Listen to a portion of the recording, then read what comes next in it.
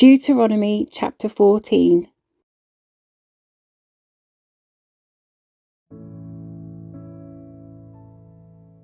Since you are the people of the Lord your God, never cut yourselves or shave the hair above your foreheads in mourning for the dead. You have been set apart as holy to the Lord your God, and he has chosen you from all the nations of the earth to be his own special treasure. You must not eat any detestable animals that are ceremonially unclean. These are the animals you may eat: the ox, the sheep, the goat, the deer, the gazelle, the roe deer, the wild goat, the addax, the antelope, and the mountain sheep. You may eat any animal that has completely split hooves and chews the cud, but if the animal doesn't have both, it may not be eaten. So you may not eat the camel, the hare, or the hyrax. They chew the cud, but do not have split hooves, so they are ceremonially unclean for you. And you may not eat the pig. It has split hooves, but does not chew the cud, so it is ceremonially unclean for you. You may not eat the meat of these animals or even touch their carcasses. Of all the marine animals, you may eat whatever has both fins and scales. You may not, however, eat marine animals that do not have both fins and scales. They are ceremonially unclean for you. You may eat any bird that is ceremonially clean.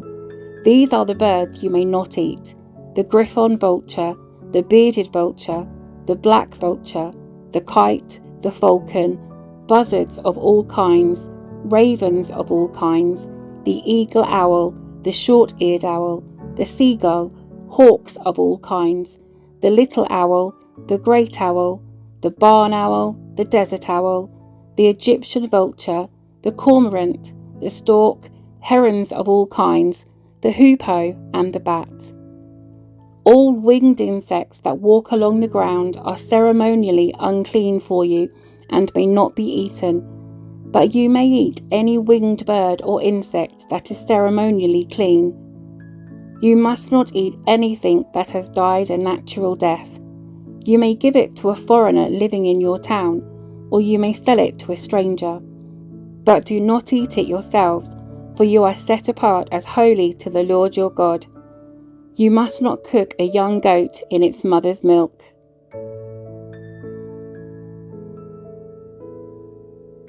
You must set aside a tithe of your crops, 1/10 of all the crops you harvest each year.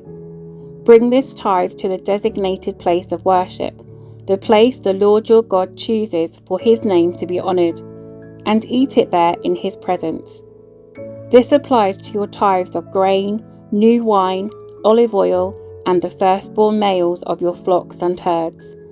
Doing this will teach you always to fear the Lord your God. Now when the Lord your God blesses you with a good harvest, the place of worship he chooses for his name to be honoured might be too far for you to bring the tithe. If so, you may sell the tithe portion of your crops and herds, put the money in a pouch, and go to the place the Lord your God has chosen. When you arrive, you may use the money to buy any kind of food you want: cattle, sheep, goats, wine, or other alcoholic drink. Then feast there in the presence of the Lord your God, and celebrate with your household. And do not neglect the Levites in your town, for they will receive no allotment of land among you.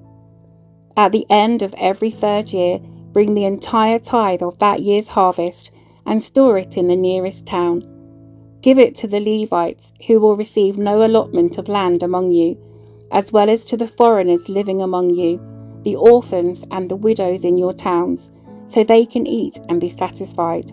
Then the Lord your God will bless you in all your work.